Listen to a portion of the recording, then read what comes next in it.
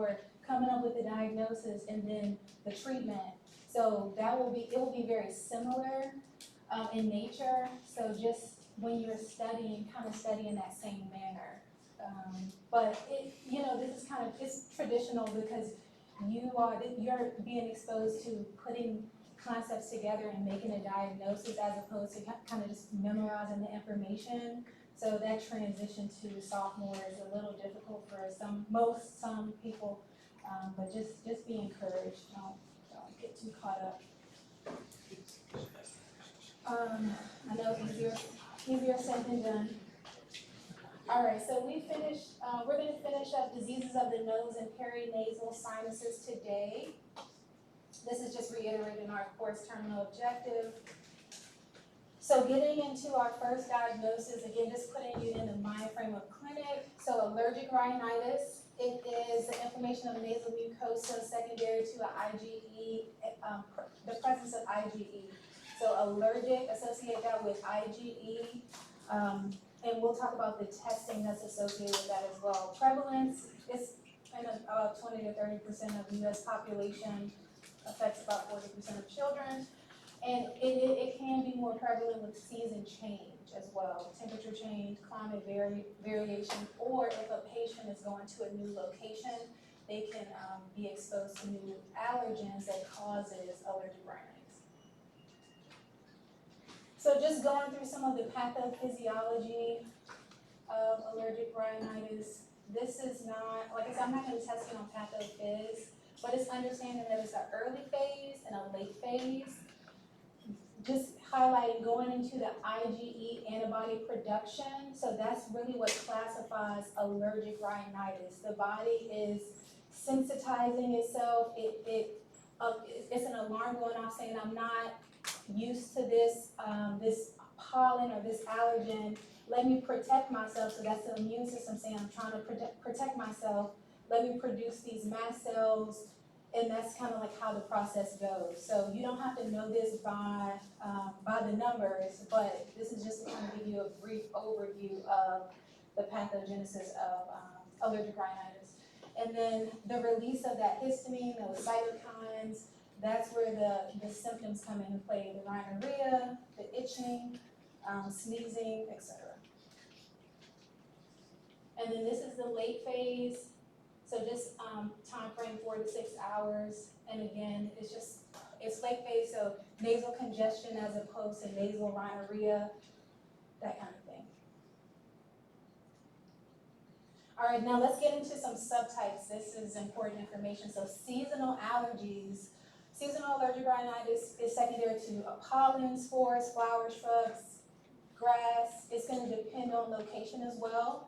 Whereas perennial rhinitis is more, so it's throughout the year associated with dust, bugs, pets, that kind of thing.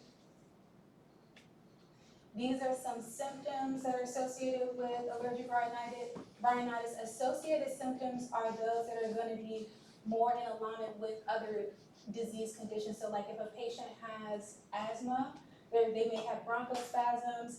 If a patient has eczema or atopic dermatitis, those are the same thing. They can also have allergic rhinitis and are more likely to develop allergic rhinitis. So that's what I mean by associated symptoms. Those are associated with another condition. So physical exam, so our patient presents to us with the sneezing. Did you have something? Oh, I saw tea. I was like, why is he smelling? Okay, all right. The patient presents to you with sneezing, rhinorrhea, nasal congestion, and then so you start to develop your physical exam, or you start to perform your physical exam, and you see a pale or violaceous turbinate. So that's from the veins engorging and enlarging from the reaction, that immune response reaction. They may have some clear rhinorrhea, cobblestone, and that's that picture at the bottom, located in the posterior aspect of the throat, and those conjunctival injections. So that's where the sclera, those blood vessels become irritated. So patient presents with signs and symptoms. We conduct a physical exam. Now we want to go into some testing considerations. So generally, most of these are sent out to allergy and immunology for the most part, but you still need to be exposed to what options we have. So the skin prick test, if you are going to send them to allergy and immunology to do this, make sure that you tell the patient to discontinue those antihistamines for 7 days before they start, because then it's going to blunt the effect of the skin prick test. The intradermal testing is very similar to the skin prick test. They just inject a small portion of the allergen underneath the patient's skin and to elicit the reaction as opposed to pricking in certain locations. And what they test at immunology or allergy, it depends on locations, because some dust or some trees, grass are more prevalent in different locations. We can also order a RAS test. So this is preferred for patients that are pregnant or maybe they're anxious about getting pricked or having those intradermal injections. Also, that dermatographic urticaria. So that's where even if you if the patient brushes up against anything sharp or blunt, they will develop those welts on their skin. So it could cause an abnormal reading if you do a skin prick test. So that's why it's probably more beneficial to do a RAS test on them. Patient candidacy for allergy testing includes those that have unknown or uncontrolled symptoms, or those who are seeking to avoid long-term medication utilization. So some people are just not good at taking medication, right? But we'll kind of get into some of the parameters and education that we need to do for that patient if they're going to consider immunology or the allergy injections. So allergy avoidance, that is the most effective way to treat allergic rhinitis, but it's extremely hard, especially if patients have pets, if they like to be outside. You know, it's going to be hard to just say avoid whatever you're allergic to. So that's an option, but usually a lot of patients just are not compliant. Our next option is pharmacotherapy. So that's where we can prescribe the oral antihistamine. So they do have a faster onset as opposed to intranasal steroids, that's INS. But they are ineffective for congestion. So that's where the intranasal steroids like fluticasone come in, and we'll talk about combination therapy. Some of the side effects of oral antihistamine include drowsiness, dry mouth, and we generally go with the second generation because they have decreased side effects, that drowsiness or that dry mouth. We have the option of giving or prescribing nasal antihistamine. So it's the same thing, it's the same drug class, but instead of taking them orally, they have a nasal spray that they can squirt within their nostrils. It does have a faster onset, and they do have better symptom control. So it just depends on patient preference. Like maybe they don't like taking pills, so this is an option for you as well.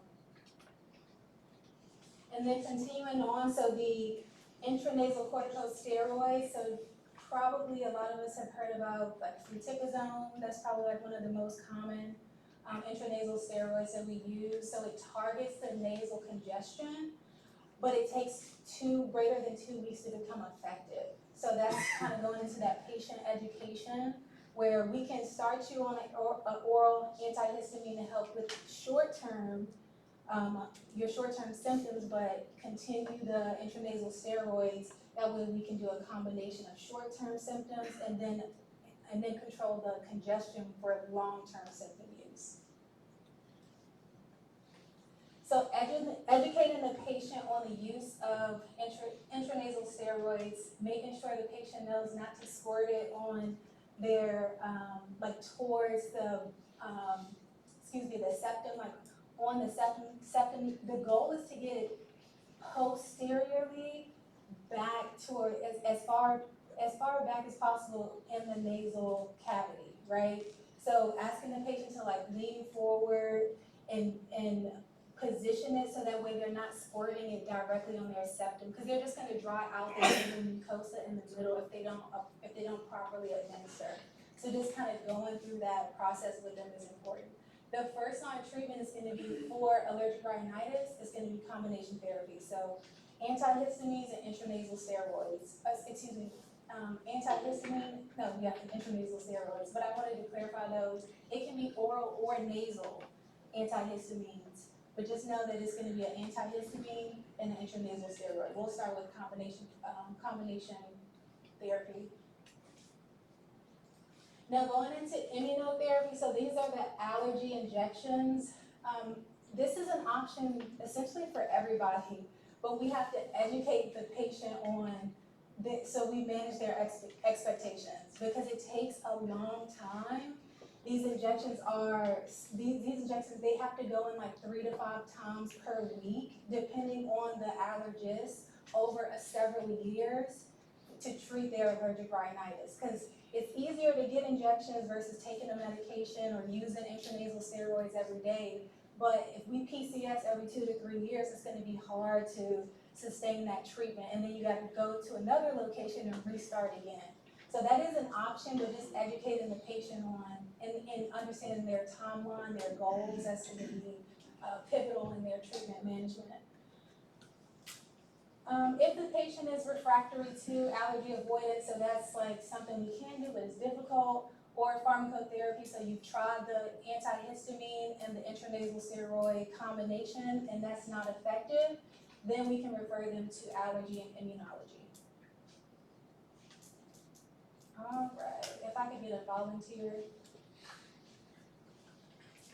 33-year-old female presents to the clinic for a runny nose, itchy eyes, and sneezing for 3 weeks. She denies stuffiness or congestion. She states she has never had these symptoms before, but recently PCS during her duty station and now notices them. She tried eating local honey without relief. She does not have any pets. Which of the following medications will provide the most immediate relief for her symptoms? We're thinking B. Can anybody tell me why?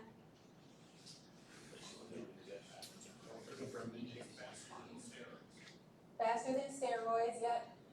The question is asking which of the following medications will provide the most immediate relief for her symptoms. So yep, antihistamines are gonna have a faster onset. And then the allergy injections, like that's effective, but it takes several years for them to gain their immunity. Antibiotics, you definitely don't want to treat allergic rhinitis with antibiotics. And intranasal steroids are an option, but it's not the best option because it takes 2 weeks for intranasal steroids to be effective.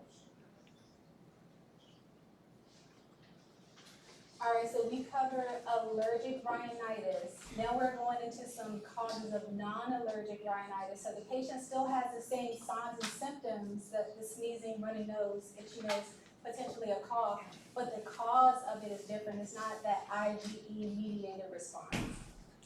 So it can be driven by irritants, temperature, hormones, or it can be idiopathic.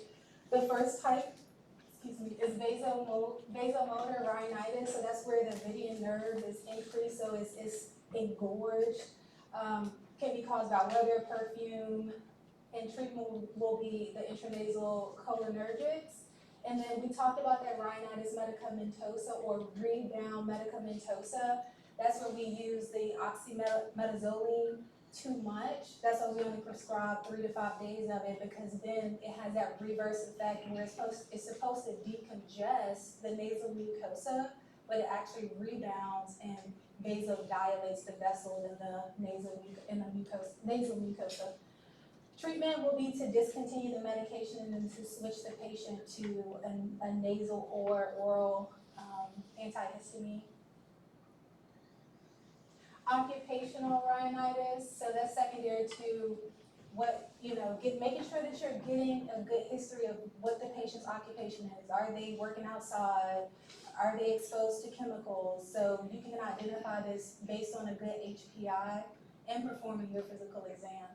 And then non-allergic rhinitis with eosinophilia syndrome, so NARS, presents very similarly to allergic rhinitis, but when you do the skin prick testing or allergy testing, even if you do the RAS, it's gonna come back negative. And then you might order additional labs like a CBC, and you can identify that eosinophilia, so elevated eosinophils. Treatment in intranasal steroids or nasal saline as well. And then lastly, rhinitis during pregnancy, primarily secondary to hormone, excessive hormones, some hyaluronic acid, and treatment will be nasal saline, but we can use the intranasal steroids as well.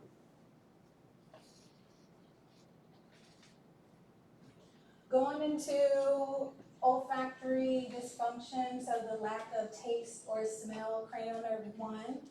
These are some causes. So if a patient comes into your clinic and presents to you and they tell you that they cannot taste or smell, certain items, dinner, perfume, whatever, think about the causes as your differential diagnosis here. So upper respiratory infection, allergies, rhinitis, head trauma, etc. Physical exam, so we're still going to do our full HEENT exam. For this, we need to make sure that we do our cranial nerve exam because we have to test to see if they can identify your samples, right? I think you all have done that in clean skills. Treatment, so treating the underlying cause for what's causing the olfactory dysfunction, it's going to depend. So no clear treatment. If you are unable to identify and treat, of course, we can always refer them out to ENT or neurology. Epistaxis or nosebleed, so this is bleeding from a unilateral or bilateral nasal cavity. Two subtypes, anterior is Kesselbach's plexus, and then posterior is Woodruff's plexus. These are some causes of both, so these causes can cause anterior or posterior. This is a really good picture just to kind of show you where those blood vessels are located. So that Kesselbach's plexus here in the front. And you can see it's easily accessible to your finger or nose picking, or even using like intranasal steroids. If we overuse those intranasal steroids, it can dry that area out. Most commonly, children, some adults pick their nose too. And then that Woodruff's plexus is located extremely posterior in the nasal cavity, so you can kind of see this in relationship where those two are. Okay, anterior nosebleed, so treatment escalation. So step 1, direct pressure for at least 15 minutes. We're gonna ask the patient to lean forward, and that's mainly just so they don't swallow blood. Direct pressure for 15 minutes, asking the patient to lean forward. If that doesn't work, then we can apply a oral decongestion. And then as far as the timing for pressure, like it's not like another 15 minutes, just maybe like another 5 minutes. You try the nasal decongestion, it's still not working, then you can cauterize. So cauterize is or electrocautery. You can use, it's a little electrocautery device where essentially you burn that Kesselbach plexus, that blood vessel, to stop the bleeding. But in order to do that, you have to identify where it is. So this is a spectrum and a process of, okay, I'm trying this intervention, I'm redoing my HEENT exam. I'm trying this intervention, I'm reassessing and doing my exam. So you have to locate the Kesselbach's plexus in order to perform cautery. And then lastly, anterior nasal packing using that iodoform gauze, that's an antiseptic. Some of the gauze now, they have like lidocaine to kind of help with the pain. They have lidocaine infused in them, and they have the antiseptics, because this can be uncomfortable if you're gonna start packing a patient's nose with iodoform gauze. So that can be uncomfortable. So it just depends on what you have accessible to you. And if you can't manage it, then we can always send it out to the ER or ENT.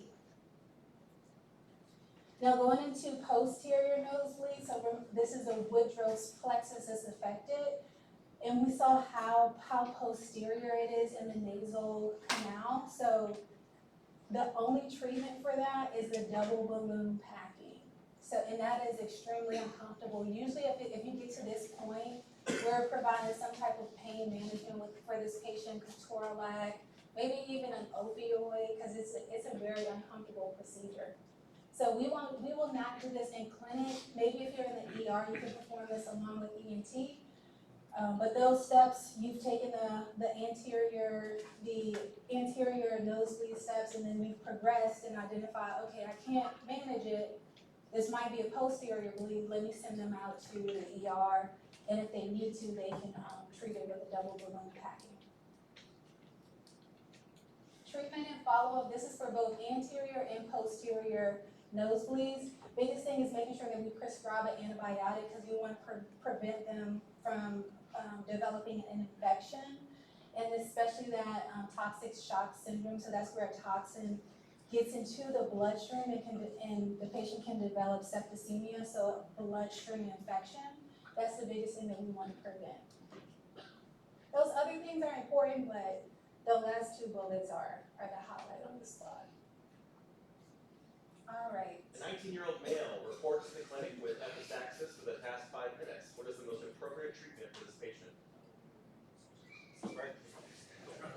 What are we thinking? Pressure for how long? 15 minutes.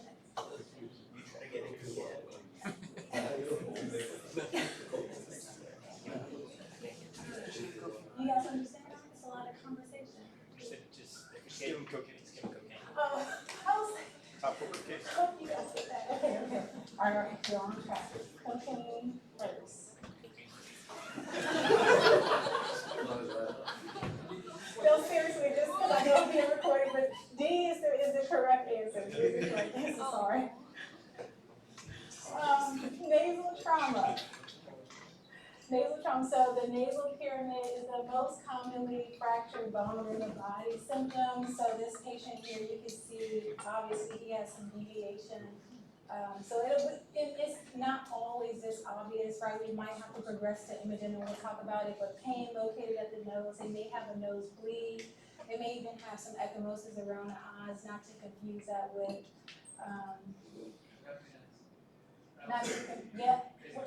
yes, there you go. Physical exam, so crepitus, so that's where essentially it's like crackling or popping of the bones with movement, because you're still going to perform a physical exam on this patient, right? Not to a level of discomfort, but we still need to perform a physical exam. The bony segments may be mobile, and just making sure that we don't get too caught up on the external aspect of it. We are still performing that internal portion of our nasal exam, our HEENT exam. Imaging, so not required for complicated cases, and it's a little ambiguous, right? Because it's like, what's complicated, what's not complicated? It's gonna depend on how the patient presents, your physical exam, in clinic, and then the patient's symptoms as well. So then you can make that a determination of, do I need to get an x-ray, do I need to get a CT? So, but it's no fine line on that, because it's really gonna be how the patient presents. The end goal is for nasal patency and cosmesis, so trying to get the patient back to its normal look, and then preventing the septal hematoma. So that's where blood develops between that squamous epithelium and that cartilage. And if we have blood developing that pocket, we know bacteria can fester there, and then they can develop a bacterial infection. Of course, we can always refer to ENT if we have any questions. So complications of nasal trauma, that septal hematoma. Staph aureus is the most common organism for a septal hematoma. All right. Also, nasal cartilage loss is a complication as well, but we're really focusing in on that septal hematoma. We want to make sure we don't miss that. If a patient has that on exam, this is the treatment algorithm. So incision and drainage, right? We have to get the blood, the infection out, nasal packing, and then prescribing an antibiotic to make sure that we cover that Staph aureus infection. Any questions on that? All right, here we go. This is a patient that he has that saddle nose deformity, which is the complication of and lack of treatment for his injury. So like once that bone stabilizes, it's gonna stay like that, and unless they wanna re-break it and then get it aligned again. So, but he decided not to. All right, going into facial fractures. So different types of facial fractures: orbital, nasoethmoid, zygomatic, Lefort, and then mandible. All of these fractures need to be referred out to a specialist. So we'll talk about how they present and then where we need to refer them to. So nasoethmoid, think about a patient that, it could be high velocity, so like a motor vehicle accident, but the issue is within the nasal ethmoid bone. So here in the ethmoid sinuses as well. That's why they might have that widening of the eyes. That's where the fracture is going to be located. We could suspect that that they could have a vascular skull fracture as well, having that cerebrospinal fluid, and then we will refer them to neurosurgery. Zygomatic complex, so biggest thing here is understanding, is it any tooth root involvement? Ideally, we would refer them to ophthalmology or oral maxillofacial surgery, depending on how they're going to present, right? These are low velocity, so I fell off my bike. Maybe I was riding on a scooter, like in the neighborhood, but not like a motor vehicle accident. It's not high velocity. And then Lefort, so these are high velocity mid-face fractures here. So we're in this area, and we'll go over the picture. So Lefort 1 is horizontal maxillary fracture. Lefort 2, pyramidal. And then Lefort 3 is that craniofacial dislocation. And then this is just a big picture to kind of reference. So generally Lefort 1 is the patient's bones are stable, whereas Lefort 2 and 3, that's where they're generally unstable. And we want to refer all of these patients out, but those are the two that we're more concerned about, is Lefort 2 and 3. And then this is the referral regimen that we'll use. Generally, multidisciplinary approach for all of these, but especially for 2 and 3, because those are the most severe. And we can see where we have those referrals to ENT neurosurgery, as opposed to Lefort 1, where it's that oral maxillofacial surgeon, because that's that horizontal fracture, right where the teeth are located. And then going into the mandible fracture, so this can be high or low velocity of patient. They present with signs and symptoms of pain with chewing. Physical exam, sensory nerve defect, dental injury, they may have some missing teeth, and that mandible, when you're performing that exam, will be mobile. Imaging considerations, so remember we're assessing the bone, so we want to get a CT. The requirement, sometimes it depends on location and where you are, so you can always ask ENT, like, what do you want me to order? But in general guidelines, the CT is our primary diagnostic modality. And then we'll refer out to ENT. This is just an example of a 3D CT scan. So you can see, oh yeah, so it's located right here in the mandible. That mandible fracture. All right. How are we doing on time? I feel like I'm like flying through. Okay. Oh, that's the most interaction I've gotten. In that case. All right. So next, let's go over tumors and granulomatosis. Tumors, so we have benign and malignant. Two most common that we'll discuss are nasal polyps and inverted papilloma. And then we'll talk about that squamous cell carcinoma, which is the most common malignant tumor in the nasal paranasal sinuses, just for clarity, because we're still in the nasal paranasal sinuses. These are some sinonasal inflammatory diseases. You will get more information on these, so this is not like, I know it has the PANCE blueprint topic on it, but it's not high yield, so this is just kind of like for your knowledge. Going into a nasal polyp, so this is a benign pill edematous mucosal covered mass. You can see in that picture there where they can be large or small. It's really just going to depend on the patient, but the patient may have unilateral and chronic obstruction. And then when you perform your physical exam, you can see, because it's essentially just a skin covered mass, this protruding in the nasal canal. Usually a history of allergies, and more common in children as well. All right, treatment for nasal polyps, we can try intranasal steroids, but if it's quite large, then we're gonna have to refer them to ENT so they can have surgery to get it removed. But first line is intranasal steroids. We can do a short course of oral steroids, but again, depending on the size, likely surgery to get it removed.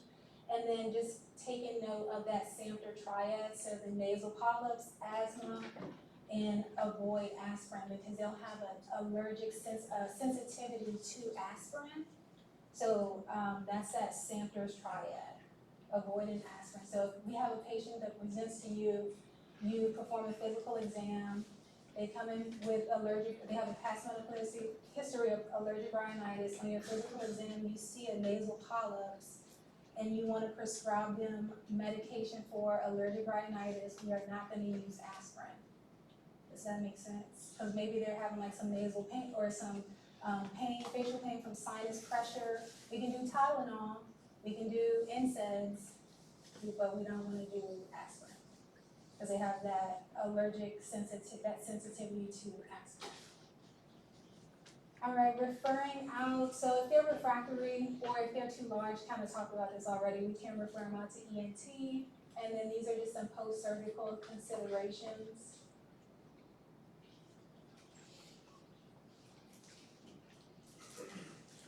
So inverted papilloma, these are benign nasal mucosa covered tumors. They can cause nasal obstruction as well, so kind of differentiating. You can see that cauliflower-like growth on that image there. So it looks very different than just one nasal polyp. And then the other thing is they might have a history of a human papillomavirus, or maybe they're not vaccinated with the human papillomavirus. Treatment, so we'll refer to ENT for further evaluation and surgical excision, but this is rather important because these can develop into a malignancy.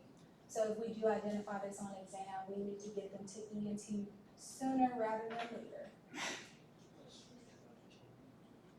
So going into malignant, so just recapping, inverted papilloma is benign, but it can sequela into a malignant tumor. Now we're transitioning into malignant. So most common is squamous cell carcinoma. It is common in patients with Southern descent, but that won't be, and the reason I say this is because like when I test you guys, I try not to include things about like demographics as far as where their ethnicity and stuff. So that's not extremely applicable, but just for common knowledge. And then others, so the adenocarcinoma, mucosal melanoma, sarcoma, or non-Hodgkin's lymphoma. Signs and symptoms, so patients they can be asymptomatic until the tumor progresses into a larger size. Unilateral obstruction, they may have pain, unexplained weight loss, recurrent hemorrhaging. Those are the key symptoms for a malignant squamous cell carcinoma. Physical exam, so they might have that unilateral serous otitis media. We talked about that, I think like 5 lectures ago. Proptosis, so bulging of the eyes, depending on where the tumor is located.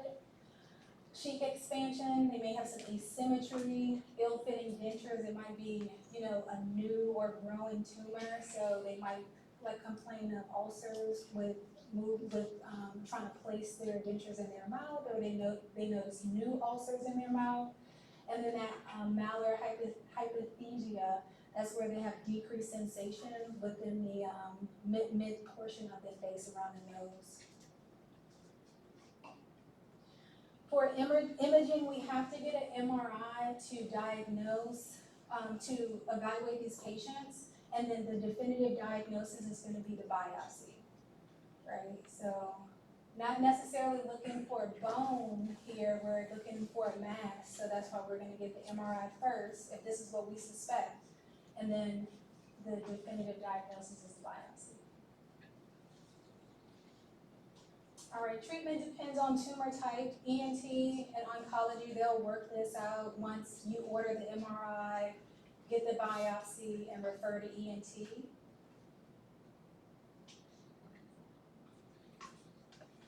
A 24-year-old intoxicated female reports to your ER after an altercation at a local bar. Reports being headbutted and now has pain on the bridge of her nose. Physical exam reveals an obvious nasal deformity with crepitus.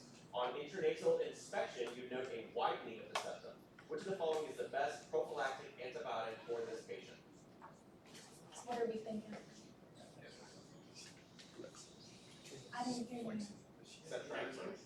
Ceftriaxone? Not quite. Ceftriaxone? Yep, Keflex. We want to cover staph. And then what is our diagnosis for this patient? We just talked about it. Septal, maybe, yeah.